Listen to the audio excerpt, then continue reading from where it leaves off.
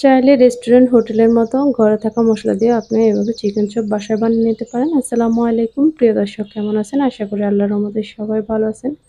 তো Mimi's cooking থেকে আমি আজকে আপনাদের সাথে শেয়ার করব কিভাবে চিকেন চপটা বানাতে হয়। তো চলুন, এখানে আমি কি নিয়েছি। তো এখানে আমি 1 কেজি 250 গ্রাম একটা সাইজের মুরগি নিয়েছি। তো মুরগিটাকে আমি 4 পিস করে নিয়েছি। আর এই যে দেখতেই পাচ্ছেন বুকের মাংসটাকে আমি কিভাবে কেটে নিয়েছি। মাংসটাকে ভালো করে ধুয়ে পানি ছাকিয়ে নিয়েছি।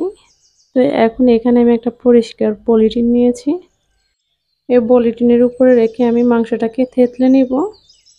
আর দেখতেই পাচ্ছেন মাংসটা কিন্তু আমি কিভাবে কেটে নিয়েছি। বুকের মাংসটা আপনারা এভাবে কেটে নেবেন। এভাবে হান্দিস্তার ছেঁচুনি দিয়ে ছেঁচে নিতে পারেন, চাইলে আবার পাটা শিল পাটার পুঁতা দিয়ে ছেঁচে নিতে পারেন। তবে আস্তে আস্তে ছেঁচে নিতে হবে, নাহলে একেবারে থেতলিয়ে যাবে। একেবারে সহজ। তো বন্ধুরা, আপনাদের কাছে আমার একটাই রিকোয়েস্ট রইল, প্লিজ ভিডিওটি স্কিপ না করে পুরো ভিডিওটি দেখবেন আর দেখার শুরুতে একটা লাইক দিয়ে দিবেন। আর এই যে দেখতেই পাচ্ছেন আমি কিভাবে থেতলিয়ে নিচ্ছি। তো এভাবে থেতলিয়ে নেবেন যাতে মাংস আলাদা না হয়ে যায়। তো এই যে দেখতেই পাচ্ছেন আমার কিন্তু থেতলানো হয়ে গেছে। তো এভাবে এক এক করে আমি বাকিগুলো থেতলিয়ে নিব। তো এই যে দেখতেই পাচ্ছেন আমার থেতলানো হয়ে গেছে। তো এখন এখানে দিয়ে দিয়েছি আমি 1 টেবিল চামচ পরিমাণ লেবুর রস, আর দিয়ে দিয়েছি 1 চা চামচ জিরার গুঁড়া, 1 চা চামচ ধনিয়ার গুঁড়া, 1 চা চামচ গরম মশলার গুঁড়া, 1 চা চামচ গোলমরিচের গুঁড়া, আর এখানে দিয়ে দিলাম আমি 1 চা চামচ মরিচের গুঁড়া, হাফ চা চামচ হলুদের গুঁড়া, পরিমাণ মতো লবণ, আর দিয়ে দিয়েছি এখানে আমি কালারের জন্য কিছুটা জর্দার রং। এটা চাইলে দিতে পারেন, না চাইলে নাও দিতে পারেন। তো এখানে দিয়ে দিয়েছি আমি 1.5 চা চামচ রসুন বাটা, 1.5 চা চামচ আদা বাটা, আর 1.5 চা চামচ দিয়ে দিয়েছি সরিষা বাটা। আর এখানে দিয়ে দিলাম আমি 2 টেবিল চামচ পরিমাণ বেসনের গুঁড়া, এটা বাইন্ডিং এর জন্য। আর দিয়ে দিয়েছি 1 টেবিল চামচ পরিমাণ কর্নফ্লাওয়ার। যদি কর্নফ্লাওয়ার না থাকে এখানে আপনারা চাইলে চালের গুঁড়ো দিতে পারেন, এমনকি ময়দাও দিতে পারেন। তো এখন সবগুলো আমি ভালো করে মেখে নেব একসাথে। একেবারে সহজ একটা রেসিপি, আপনারা চাইলে এভাবে বাসায় বানিয়ে নিতে পারেন, দেখবেন খুবই ভালো হবে। তো এখন এখানে দিয়ে দিয়েছি আমি 2 টেবিল চামচ পরিমাণ সরিষার তেল।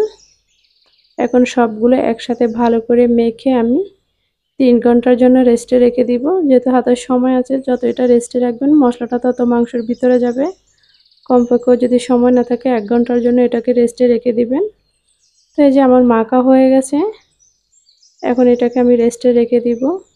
তো যারা আমার ভিডিওটা আজকে প্রথম ভিজিট করেছেন, প্লিজ লাইক দিয়ে কমেন্ট করে পুরো ভিডিওটা দেখে নেবেন। তো এখানে কড়াইতে আমি তেল দিয়ে দিয়েছি, আর তেলের পরিমাণটা একটু বেশি দিতে হয়। তো তেলটা যখন গরম হয়েছে, তো এখন এখানে আমি মাংসগুলো ভেজে নেব। আর চুলার হিটটা রাখতে হবে লো হিটের সাথে একটু বেশি, বেশি হাই হিটে ভাজা যাবে না, তাহলে উপরটা পুড়ে যাবে আর ভিতরে কাঁচা থেকে যাবে। তো এভাবে আমি ভেজে নেব। তো আমার রেসিপিটা যদি আপনাদের কাছে ভালো লাগে, প্লিজ লাইক দিয়ে কমেন্ট করে দেখে নেবেন, আর চ্যানেলটা সাবস্ক্রাইব করে বন্ধু হয়ে পাশে থেকে যেতে পারেন। তো এভাবে দেখে আপনারা শিখে নিতে পারেন, তাহলে আপনাদের আর রেস্টুরেন্টে এনে খাওয়া লাগবে না, বাসায় আপনারা যখন মন চাইবে তখন বানিয়ে নিতে পারবেন। আর এই চিকেন চাপটা আপনারা পরোটা, এমনকি নান, রুটি সাথেও খেতে পারেন। তো এখন আমি উল্টে দিয়েছি, দেখতেই পারছেন।